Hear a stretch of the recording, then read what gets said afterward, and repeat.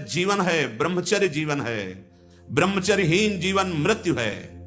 पूज्यपाद सिउड़िया बाबा जी महाराज साक्षात ब्रह्म। जिसको ब्रह्मचर्य धारण करना है, ध्यान देकर सुनिए। सबसे पहला कार्य उसकी दिनचर्या में, चाहे बच्चा हो, चाहे जवान हो, या जो कोई भी हो, सूर्य उदय के पहले रात्रि के चौथे प्रहर में ही जाग जाना चाहिए। अपने तो अर्धरात्रि के बाद ही जाग जाते हैं। चौथे प्रहर में प्रातः 4 बजे बिल्कुल जग जाना चाहिए। और जो 8-10 बजे तक सोता है, वो कोई भी हो, ब्रह्मचारी रह ही नहीं सकता, ब्रह्मचर्य रह ही नहीं सकता। वो स्वप्न दोष का शिकार होगा, वो नाना प्रकार की कुचेष्टाओं का शिकार होगा पक्का।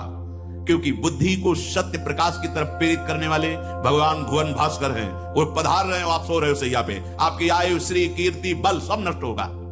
देखो ना जो 10-10 बजे तक सोते हैं, देखो ना उनसे बात करके देखो, एकदम ऐसा लगता है बुझा हुआ जीवन, कोई भागवतिक तेज उत्साह न वाणी में, न नेत्रों में, न तन में। क्या जीवन, मृत जीवन। सबसे पहला नियम लीजिए, जहां भी आपको ये शब्द सुनाई दे, आपका जीवन ब्रह्मचर्य ही अमृत है और आपका जीवन ब्रह्मचर्य ही नहीं मृत्यु है।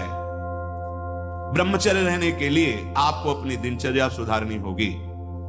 प्रातः 4 बजे आपको उठना ही होगा, तभी आप ब्रह्मचर्य रह सकते हैं। अगर आप नहीं उठते तो आप देख लेना, इसका आध्यात्मिक प्रभाव पड़ता है। आप देखिएगा 3 बजे से लेकर के सूर्य उदय के तक अगर आप सोते हैं तो आपका स्वप्न दोष बढ़ेगा, आपका संयम बिगड़ेगा। अगर आप कोई ऐसी कुछ चेष्टाएं नहीं किए हैं तो स्वप्न दोष की संभावना ही नहीं होती। आप बाल्यावस्था से कुछ चेष्टाएं करते हैं, संयम विरुद्ध रहते हैं, तो आप ना चाहते हुए फिर सामर्थ्यहीन हो जाते हैं, ब्रह्मचर्यहीन हो जाते हैं। बहुत ध्यान दें, ये अध्यात्म में जैसे पूरा मकान बनने के लिए नींव मजबूत होना जरूरी है। चाहे जयखंड का बना लो आप, अगर नींव मजबूत है, नींव मजबूत नहीं तो फिर मकान ढह जाएगा। ऐसे ही ब्रह्मचर्य हर मार्ग की नींव है। चाहे जिस मार्ग में चलना चाहो, चाहे जिस संप्रदाय में चलना चाहो, चाहे लौकिक मार्ग हो या पारलौकिक, आपका ब्रह्मचर्य नींव है जीवन की। इसको मनोरंजन मत समझो। कैसी तुम्हारी दुर्बुद्धि, अपने हाथ से तुम अपना नाश करते हो। कैसी कैसी दुर्बुद्धि जागृत हो गई, सावधान।